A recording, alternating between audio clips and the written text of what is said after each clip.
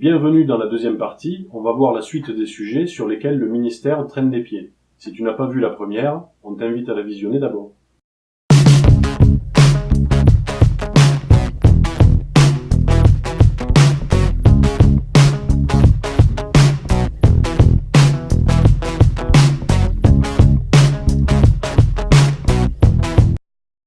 Sur la vidéoprotection et les vigiles sur les centres d'examen, le délégué interministériel nous répond par écrit en juillet 2017 qu'il va demander à tous les DDT d'engager des audits de sûreté de façon à déterminer les besoins locaux. En septembre dernier, juste avant notre Assemblée générale, le cabinet du ministre nous confirme ces propos. Sauf qu'en janvier 2018, ce même cabinet rétropédale et nous indique que c'est à chaque DDT d'en faire la demande. En d'autres termes, c'est 6 mois de perdu sur le dos des agents par la seule faute du ministère de l'Intérieur. Le SNICA est donc contraint une fois de plus de se substituer à l'administration. Nos délégués syndicaux ont donc écrit à chaque DDT pour leur demander de diligenter ces audits sans tarder. On le sait, la 13e unité, c'est l'unité de trop. Elle doit donc être supprimée sans délai. Le cabinet du ministre nous répond qu'il souhaite examiner la situation dans les mois qui viennent.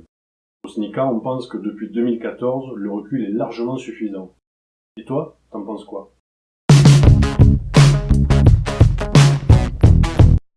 Nous avons demandé une communication du ministère vers les auto-écoles.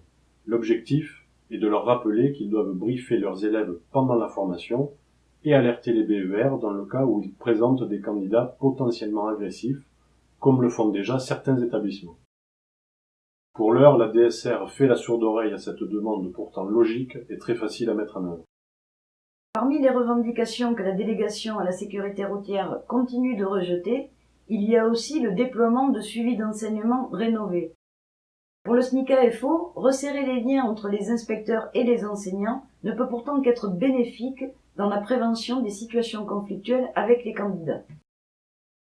Nous revendiquons la mise en place d'une charte pour l'ensemble des candidats, à l'image de celle que nous avions obtenue pour les accompagnateurs de candidats libres.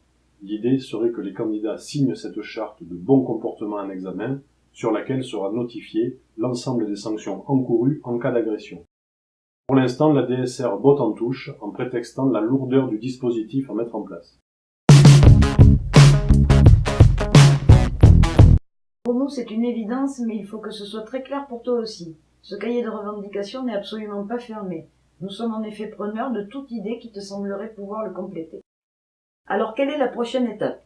Nous avons obtenu un nouveau rendez-vous avec le cabinet du ministre. Il aura lieu juste avant les RIS du mois de mars.